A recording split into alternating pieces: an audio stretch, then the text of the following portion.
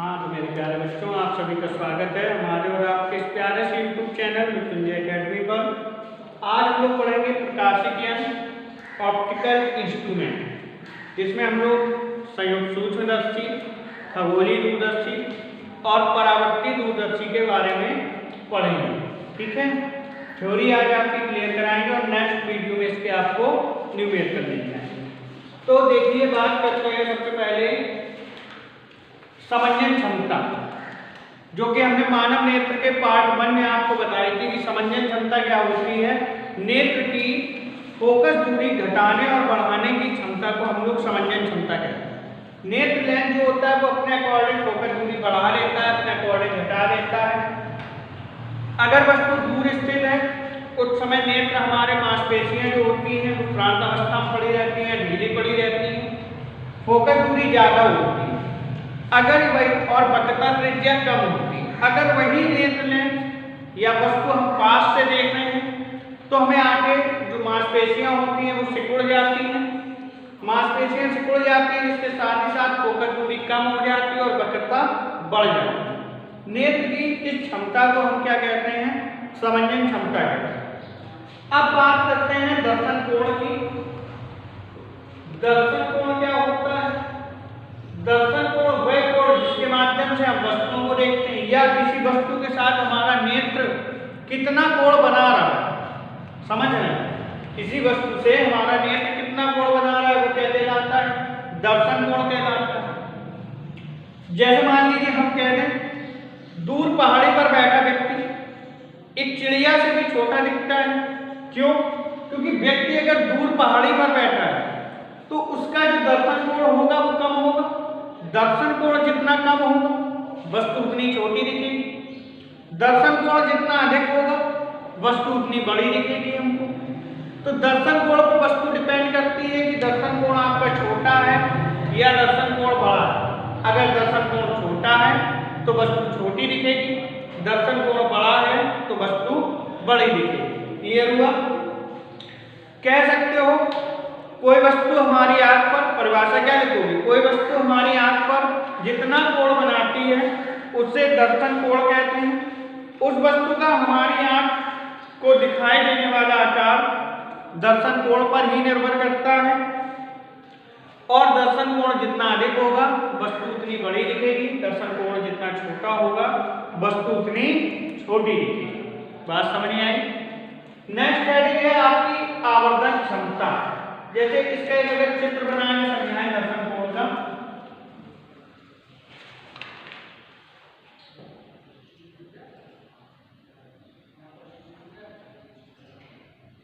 मान लीजिए हमारे नेत्र हैं, ठीक है, यहां पे रेटिना है, इधर वस्तु रखी है केवी। अब इसके बाद जो दर्शन कोण बनेगा वो किस तरह से बनेगा? यहाँ उत्तल लेंस लगा होता है, नेत्र के अंदर जो लेंस होता है, ठीक है, और इसका जो प्रतिबिंब बनेगा मान लीजिए ये बन गया CD। और अगर यही वस्तु जिसका आगे आंगली है तो ये दर्शन कोण अल्फा बना रही थी। अब हम ये आंगली है तो दर्शन कोण क्या बन रहा है? बीटा। अब प्रतिबिंब क्या बन रहा है? CD1। तो देखिए प्रतिबिंब बड़ा हो रहा है, दर्शन कोण बड़ा हुआ तो प्रतिबिंब बड़ा हुआ, दर्शन कोण छोटा था तो प्रतिबिंब भी छोटा बना। ठीक है, इसको कह सकते हो A डैश B डैश। अब अगर हम लोग बात करें आवर्धन क्षमता, तो आवर्धन क्षमता क्या होती है? किसी लेंस की, नेत्र की आवर्धन क्षमता, इसे कहते हैं मैग्नीफाइंग पावर। क्या? मैग्नीफाइंग पावर, आवर्धन क्षमता।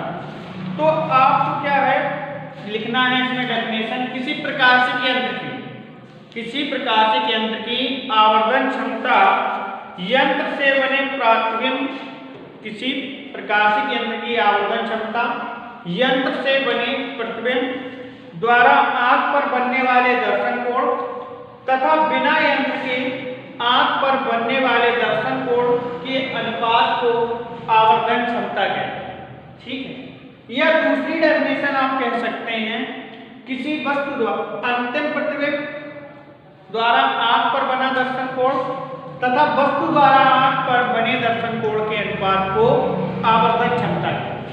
बात समझ में आ रही कि नहीं? ये तो सब छोटी छोटी चीजें थी। अब आपकी बढ़िया चीज है जो संयुक्त सूक्ष्मदर्शी है। कक्षा 10 में आपने पढ़ी थी सरल सूक्ष्मदर्शी, वो बहुत सरल थी वास्तविकता में और उसका नाम भी सरल था। अब है संयुक्त सूक्ष्मदर्शी। संयुक्त सूक्ष्मदर्शी,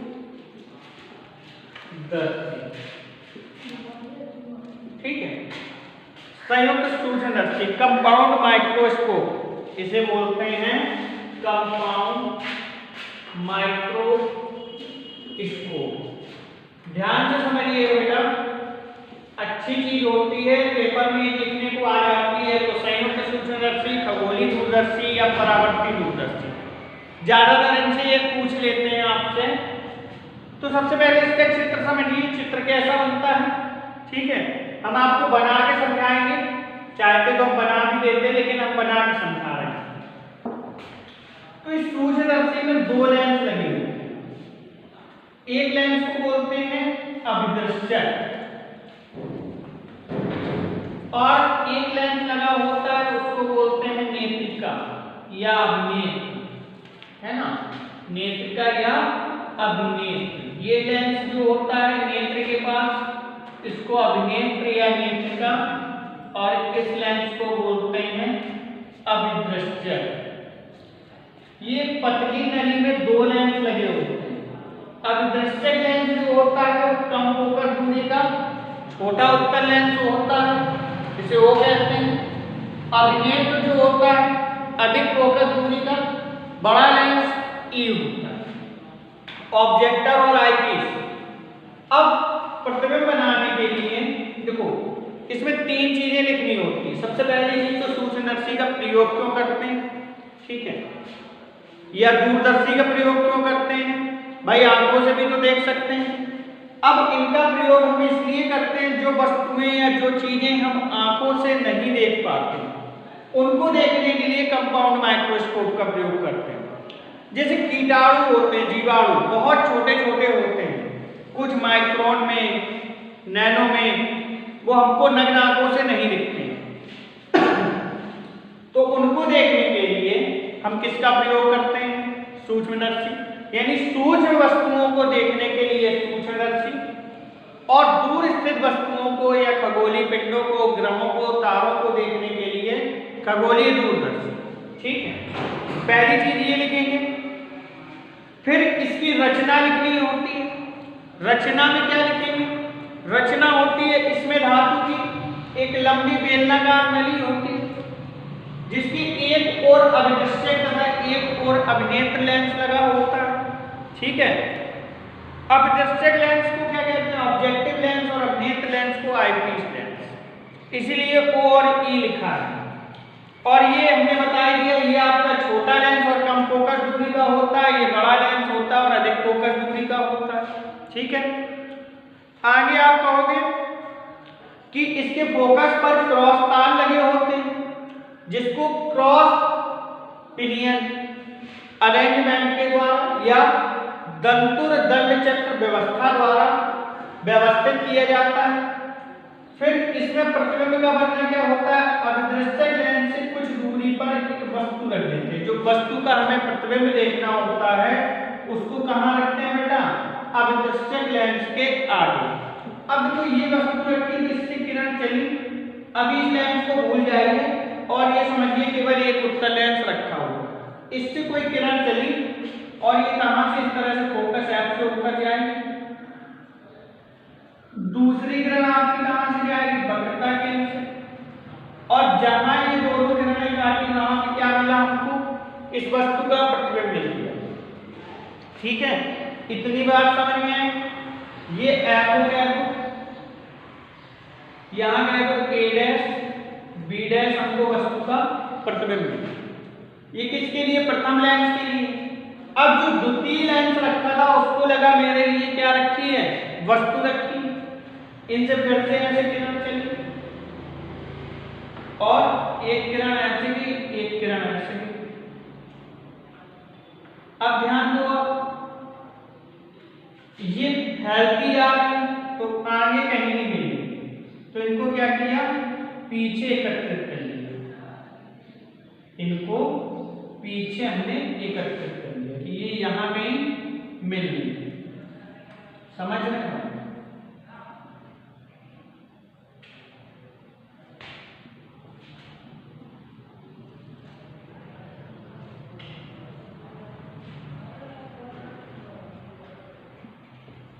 इस तरह से हमने सारे किरणों को क्या किया, पीछे एकत्रित कर लिया, और जहां पर ये मिली वहां पे हमने क्या किया, इनको मिला, तो ये हमारा क्या बन गया, प्रतिबिंब बन गया।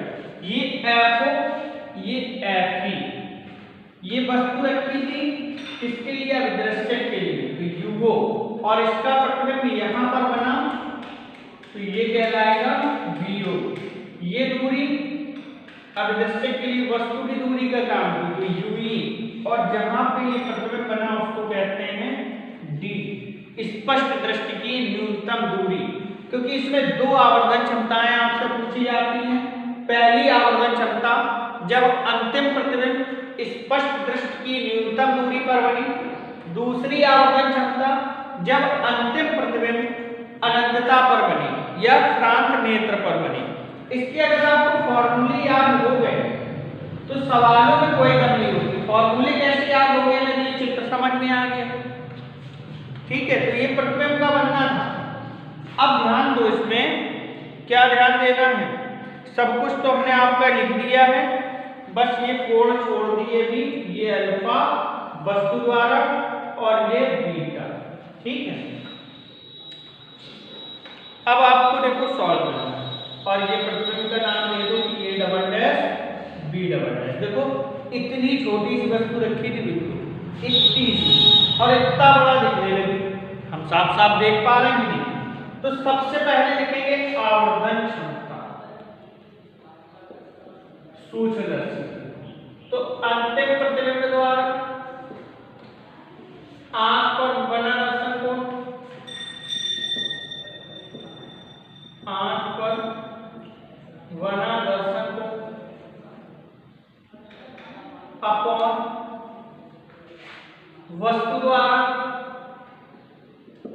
आंख पर बना दर्शन कोण। तो अंतिम प्रतिबिंब द्वारा बना आंख पर दर्शन कोण होता है बीटा, और वस्तु द्वारा अल्फा। ये वस्तु है अल्फा और ये अंतिम प्रतिबिंब यहां बन रहा है, इसके द्वारा बना दर्शन कोण बीटा। क्या है, तो बीटा और अल्फा बहुत छोटे हैं, तो tan लेने पर, इनके साथ tan लेने पर, तो m इक्वल टू बीटा बन जाएगा tan बीटा अपॉन tan। अब आप देखो tan बीटा की वैल्यू क्या होगी, tan अल्फा की वैल्यू, tan बीटा लंब बटे आधार, यानी a डैश b डैश बटे a dash e, a dash b dash upon a dash e। tan alpha A B लंब और आधार पूरा d, ए बी अपॉन, जहां d क्या है, स्पष्ट दृष्टि की न्यूनतम दूरी, d क्या है, स्पष्ट दृष्टि की न्यूनतम दूरी।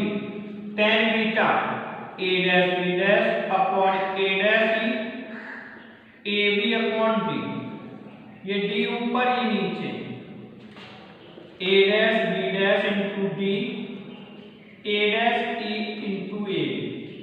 अब सबकी वैल्यू रखो, a डैश b डैश जे डले a डैश b डैश, यहां से bo हैं, कितने हैं, bo दाईं ओर है तो प्लस होंगे, d बाईं ओर है माइनस के होंगे, a डैश e बाईं ओर है माइनस के ue, a भी बाईं ओर है माइनस u, कट गए। तो ये निकला m equal to minus bo बटे uo d अपॉन ue। ये मेन फॉर्मूला आपका निकल आया। अब दो कंडीशन होती हैं आपके पास। पहली कंडीशन, जब अंतिम प्रतिबिंब, जो हमने चित्र बनाया है ये इसी का है, जब अंतिम प्रतिबिंब स्पष्ट दृष्टि की न्यूनतम दूरी पर बने, न्यूनतम पर बनी। तो आपको पता है अंतिम प्रतिबिंब किसके लिए बन रहा है? नेत्रिका के लिए। भाई प्रथम प्रतिबिंब अभिदृष्टक के लिए बना था, अंतिम प्रतिबिंब नेत्रिका के लिए बन रहा है। तो नेत्रिका के लिए बन रहा है तो 1/F equal 1/VE minus 1/UE। Fe का मान Fe। अब देखो जो अंतिम प्रतिबिंब BE बन रहा है कितना है? d दूरी पर, बाईं ओर है -kd और -kUE। ये इधर ले आइए 1/Fe plus 1/d is equal to 1/Fe से भाग कर दो, Fe से नहीं सॉरी d से गुणा कर दो दोनों बच्चों, d से गुणा कर दो तो d बटे Fe प्लस d बटे 1 d बटे UE। ये d बटे UE का मान मिल गया, इसको समीकरण 1 कह के रखो। तो d बटे UE का मान समीकरण 1 में रखने पर, समीकरण 1 में रखने पर तो d बटे UE का मान यहां रख दिया तो f बराबर हो गया -0 बटे UO 1 plus d upon f। ये जो आवर्धन क्षमता ज्ञात हुई इसको हम कहते हैं कि अंतिम प्रतिबिंब कहां बन रहा है? स्पष्ट दृष्टि की न्यूनतम दूरी पर। ठीक है, इस कंडीशन में सूक्ष्मदर्शी की लंबाई क्या होती है? लंबाई का मतलब होता है दोनों लेंसों के बीच की दूरी, यानी इसकी दूरी BO, इसकी दूरी UE। तो लंबाई होगी BO प्लस UE। ठीक है, लंबाई होगी BO प्लस UE। तो आप जब सवाल लगाएंगे और सवाल में कहेंगे संयुक्त सूक्ष्मदर्शी और अगर प्रतिबिंब कहा स्पष्ट दृष्टि की न्यूनतम दूरी पर, तो तुरंत आपके दिमाग में ये दोनों फॉर्मूले आने चाहिए। ठीक है, 2 फॉर्मूले ये मिले, टोटल 8 फॉर्मूले हो जाएंगे। तो बात इतनी समझ में आई। अब हम बात करते हैं, अगर नहीं समझ में आई तो वीडियो को फिर से बैक करो और एक बार फिर से देख लो पूरा। ठीक है, समझ में आ जाएगा। अगर अंतिम प्रतिबिंब अनंतता पर बने तो बेटा देखो क्या हो जाता है, इसी चित्र में थोड़ा सा बता रहे हैं। ये जो a' b' यहां पर बना, ये यहां पर बनने की बजाय क्या होता है, ये Fe पर बनता है। या जहां पे बन रहा था उधर ही बना रहने दो और इसकी जगह ही क्या लिख दो, Fe'। यानी जब अंतिम प्रतिबिंब और ये जो लाइनें इस तरह से मिल रही हैं, इनको ऐसे नहीं मिलाना है, इनको क्या करते हैं, इनको बस ऐसे ऐसे छोड़ दो। ठीक है, और यहां नेत्र लगा होता है जिससे हम वस्तु को देख रहे हैं। ठीक है, तो जब अंतिम प्रतिबिंब अनंतता पर बनता है तो बहुत सरल सी बात, चाहे वो संयुक्त सूक्ष्मदर्शी हो या खगोलीय दूरदर्शी, दोनों के लिए सेम बात, UE बराबर हो जाता है Fe। आप देख रहे हैं यहां पर UE का वहीं पे Fe हो गया, बस इतना चित्र बदलना पड़ेगा। समझ रहे हैं, 2 चित्र बनाने पड़ेंगे, UE बराबर Fe और जहां पर UE था वहां पे क्या रखेंगे, समीकरण 1 में UE का मान रखेंगे। क्या कह रहे हैं, बड़ा अजीब लग रहा होगा, कोई बात नहीं, सीख जाओगे। -BU बटे UO D बटे F। तो अगर आपसे कह दें जब अंतिम प्रतिबिंब अनंतता पर बने या सरांत नेत्र पर बने तो वहां पर क्या होता है, आवर्तन क्षमता का फॉर्मूला ये होता है। और इस स्थिति में सूक्ष्मदर्शी की लंबाई क्या होती है, VO प्लस Fe, है ना। वैसे VO प्लस UE होती थी, UE का मान Fe के बराबर है, तो इसकी लंबाई क्या बनेगी बेटा, VO प्लस Fe। नोट कर लीजिएगा। देखो भाई कह रहे खगोलीय दूरदर्शी, है ना, या इसको कहते हैं एस्ट्रोनॉमिकल टेलीस्कोप, एस्ट्रोनॉमिकल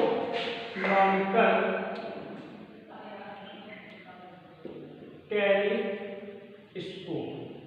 ठीक है, खगोलीय दूरदर्शी दूरदर्शी वह यंत्र है जिसके द्वारा बना दूर स्थित वस्तु का प्रतिबिंब आंख पर बड़ा दर्शन कोण बनाता है, जिससे वस्तु हमको बड़ी दिखती है। इसका उपयोग दूर स्थित खगोलीय पिंडों, ग्रहों, तारों को देखने के लिए किया जाता है। रचना में क्या लिखेंगे? इसमें धातु की एक लंबी बेलनाकार नली होती है, जिसके एक सिरे पर बड़ी फोकस दूरी और बड़े द्वारक का उत्तल लेंस ओ लगा होता है, जिसे अभिदृश्यक कहते हैं। दूसरे सिरे पर एक अन्य छोटी नली फिट होती है, जिसमें उत्तल लेंस ई लगा रहता है, जिसे अभिनेत्र लेंस कहते हैं।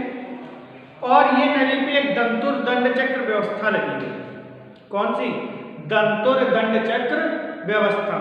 ठीक है, जिसके द्वारा नली को खिसकाकर इस प्रकार सेट करते हैं कि क्रॉस तार पर प्रतिबिंब दिखने लगे और उस प्रतिबिंब में लंबन ना रहे। लंबन का मतलब समझते हैं आप लोग? जैसे मान लो ये प्रतिबिंब है, ये वस्तु रखी थी, वस्तु के ऊपर प्रतिबिंब बना। अब हम अगर अपनी नजरें, मान लो ऐसे ये प्रतिबिंब वस्तु है हमारी और ये प्रतिबिंब बन गया, तो अब हम इसको ऐसे अपनी नजरें अगर हिलाएंगे, ये तो स्थिर है, हम नजरें अपनी हिलाएं तो ये भी दोनों चीजें साथ साथ चले। फिर इधर नजर ले जाएं तो ये दोनों चीजें ऐसे साथ साथ जाती हुई करती है। अब ऐसा ना हो कि नजर घुमाएं तो वस्तु अपनी जगह स्थिर है और प्रतिबिंब ऐसे आ गया, इधर घुमाए तो इधर आ गया। तो ये कंडीशन होती है लंबन की। ठीक है, लंबन ना रहे इसका मतलब जब वस्तु जहाँ है वही प्रतिबिंब, मतलब दोनों ऐसे साथ में चलते दिखें। ये जब आप इंटर के भी प्रैक्टिकल करेंगे तब आपको पढ़ने को मिलेगा और आप बना के देखेंगे इसकी कंडीशन, आपको बना के देखने को भी मिलेगी। ठीक है, तो इस प्रकार संयोजित करते हैं कि लंबन ना रहे। और नेत्रिका और हमने अभिनेत्र आपको बताए दिए और अभिदृश्यक क्या होते हैं। फिर समायोजन। समायोजन में लिखेंगे सबसे पहले नेत्रिका को छोटी नली में आगे पीछे खिसकाकर क्रॉस तार पर फोकस कर लेते हैं और जिस वस्तु को देखना होता है उसको अभिदृश्यक लेंस की ओर दृष्टि कर देते हैं और दंतुर दंड चक्र व्यवस्था द्वारा छोटी नली को लंबी नली में आगे पीछे खिसकाकर इस प्रकार व्यवस्थित करते हैं कि प्रतिबिंब तथा क्रॉस तार में लंबन ना। फिर बात आती है आपका प्रतिबिंब का बनना। तो प्रतिबिंब का बनना आप यहाँ समझिए, हम चित्र से समझाएंगे। देखिए, हमने बताया पहले ये कि इसमें बड़ा उत्तल लेंस लगा होता है जिसे अभिदृश्यक कहते हैं। क्या कहते हो? अभिदृश्यक कहते हैं। दूसरा एक लेंस और लगा होता है, कम फोकस दूरी का होता है और छोटा लेंस होता है जिसे नेत्रिका कहते हैं, जिसे नेत्रिका लेंस कहते हैं। और ये हमारी एक नली है हमारी। अब जो खगोलीय पिंड होते हैं वो कहीं पास में तो रखे नहीं कि यहाँ सामने रख दिए हमने ले आके, जैसे संयुक्त सूर्यरश्मि में रख दिए।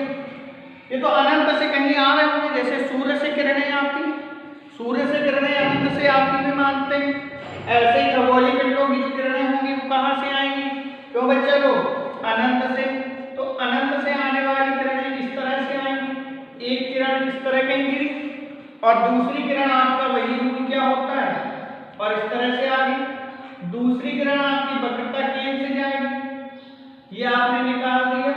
अभी बच्चे लोग आप लोग इनकी चित्र नहीं बना पाओगे, देखने में लग रहा है हमने बना दिया, लेकिन जब आप बनाओगे तो इनके चित्र बनाने में बड़ा कंफ्यूजन है। ठीक है, चित्र बनाने की प्रैक्टिस करके जाइएगा, देख के मत बनाना।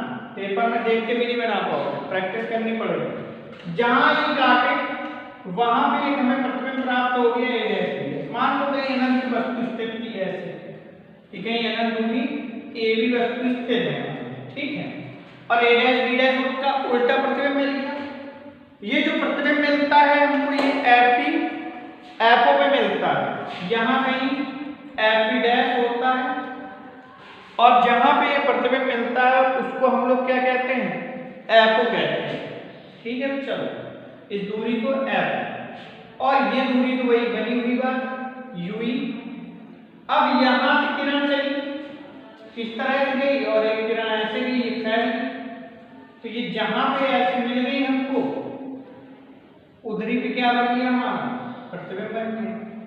ये बड़ा प्रतिबिंब A double dash B double dash बन गया, जिसको इसको कह देंगे स्पष्ट दृष्टि की न्यूनतम दूरी डी पर बना, और इस तरह से यहाँ से ऐसे चाहो तो बढ़ा दो, यहाँ नीचे लगा दो। ठीक है, कला अच्छी नहीं बना लेना, नहीं तो आप लोग बढ़िया बढ़िया बना लेंगे। अब देखो ये जो प्रतिबिंब, अब आपको ध्यान देना है ये O है ऑब्जेक्ट आई पीस, यहाँ पर एफ ही होगा क्योंकि लेंस में दो फोकस होते हैं, इस साइड प्रथम फोकस दाईं ओर, बाईं ओर द्वितीय फोकस। ठीक है, इसी प्रकार से अब देखो ये जो कोण बनेगा ये अल्फा वस्तु द्वारा, ये अल्फा हो जाएगा, ये कोण बीटा। अभी आपने आवर्धन क्षमता का जो फॉर्मूला लिखा था वही फॉर्मूला फिर से लिख दीजिए। आवर्धन क्षमता कैपिटल एम बराबर अंतिम प्रतिबिंब द्वारा, अंतिम प्रतिबिंब द्वारा आंख पर बना दर्शन कोण, बना दर्शन कोण बटे वस्तु द्वारा आंख पर बना दर्शन कोण, वस्तु द्वारा आंख पर बना दर्शन कोण। ठीक है, m इज इक्वल टू ये बीटा ये अल्फा, बीटा अल्फा बहुत छोटे तो m is equal to tan beta upon tan alpha. अब बेटा देखो इसमें tan बीटा क्या होगा, tan अल्फा क्या होगा। tan बीटा ये बन रहा है लंब बटे आधार, उल्टा लिख दिया हमने तो भाई a डैश ऊपर गया तो b डैश नीचे, तो ये तो गड़बड़ हो जाएगा। a double dash b double dash, तो a डैश b डैश बटे a dash upon a dash. tan alpha क्या हो जाएगा, अब देखो अल्फा इस साइड बन गया तो लंब a dash b dash Aadhaar o a, ये ले इधर से इधर तक दोनों की वैल्यू यहाँ रख दो। tan बीटा कितना है a डैश b डैश बटे a dash b dash upon o a dash, ये कट गए, o a डैश ऊपर पहुंच गया a डैश, ये क्या हो गया भाई m। अब इसकी वैल्यू रखेंगे तो o a डैश, o से a डैश, अब ये b o नहीं है आपका, ये f o है, ध्यान देना है, गड़बड़ी कर दो निकाह प्रतिबिंब बन रहा है, फोकस भी है, चूंकि हमें जरूरत होती है थोड़ा सा बेईमानी करनी होती है। डेरिवेशन का एक रूल होता है कि हमें क्या दिया है, लाना क्या है, फिर चलते हैं, तो हमें लाना यहाँ एफ ओ होता है, इसलिए यहाँ एफ ओ लिया गया, होता तो बी ओ भी है। ठीक, ए डैश माइनस के यू, तो ये मिल गया हमको m is equal to minus F O upon U E. तो इतनी बात समझ आई, आवर्धन क्षमता आ गई। अब फर्स्ट पॉइंट क्या लेंगे, जब अंतिम प्रतिबिंब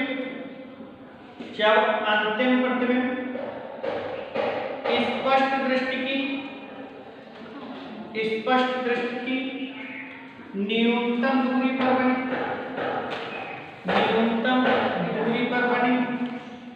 तो न्यूनतम दूरी पर बनेगा तो क्या होगा 1 upon F E 1 upon V E minus 1 upon you. V E वही बेटा पुराना वाला माइनस डी और ये माइनस यू, ये प्लस हो गए, इसको यहाँ ले आएंगे 1 upon F E plus 1 upon D equal to 1 upon U E. ठीक है, अब इसमें एफ ई का भाग कर दो, देखो हमें क्या लाना है 1 अपॉन यू ई की वैल्यू निकालनी है, तो यहाँ पे भाग करो आप डी का, सॉरी एफ ई का, तो एफ ई का भाग करने पर गुणा करना, एफ ई का गुणा करना, तो एफ ई का जब आप गुणा करेंगे क्या पाएंगे, एफ ई से F E 1 plus F E upon B F E upon U, इससे 1 अपॉन यू ई का मान निकालेंगे तो 1 upon F E 1 plus F E upon D, और इसको कह दीजिए समीकरण नंबर 1। तो 1 अपॉन यू ई का मान 1 अपॉन यू ई का मान समीकरण 1 में रखने पर, समीकरण 1 में रखने पर तो m बराबर हो जाएगा माइनस एफ ओ बटे F E 1 plus F E upon D. इसको हम कहेंगे आवर्धन क्षमता कब, जब अंतिम प्रतिबिंब स्पष्ट दृष्टि की न्यूनतम दूरी पर बन रहा हो। इस कंडीशन में इसकी लंबाई क्या होती है, तो इसकी लंबाई दोनों लेंसों के बीच की दूरी FO plus UV, FO plus UV. अब सेकेंड पॉइंट आपका है, सेकेंड पॉइंट में क्या है, जब अंतिम प्रतिबिंब अनंतता पर बने, अनंतता पर बने, तो अनंतता पर बनेगा तब क्या हो जाएगा भाई, यूवी बराबर एफी के। ठीक है, तो यहां समीकरण 1 में वैल्यू रखने पर, समीकरण 1 में वैल्यू रखने पर तो m इक्वल टू माइनस के FO बटे FE, और इस कंडीशन में लंबाई क्या होगी भाई, यूवी की जगह यहाँ भी FE हो जाएगा, तो FO प्लस FE। तो दो फॉर्मूले देखो, ये बड़े वाले और दो छोटे वाले, चार ये हो गए, चार वहां 8, इनसे ही सवाल लगेगा। अब जब ये अनंतता पर बनता है तो किस तरह से चित्र बनेगा, अगर ये बड़ा लेंस है, ये छोटा आपका उत्तल लेंस छोटा वाला रख दिया, ठीक है, ये आपने वस्तु है, इस तरह से कोई किरण आई, ये गई, दूसरी किरण ये गई, यहाँ कहीं बन गया ऐसे प्रतिबिंब। अब इससे किरण चली इधर गई, इधर, और ये इस तरह से बस ऐसे छोड़ देते हैं, ये अनंतता पर, और ये हो जाता है आपका जो FE डैश था, ये बिल्कुल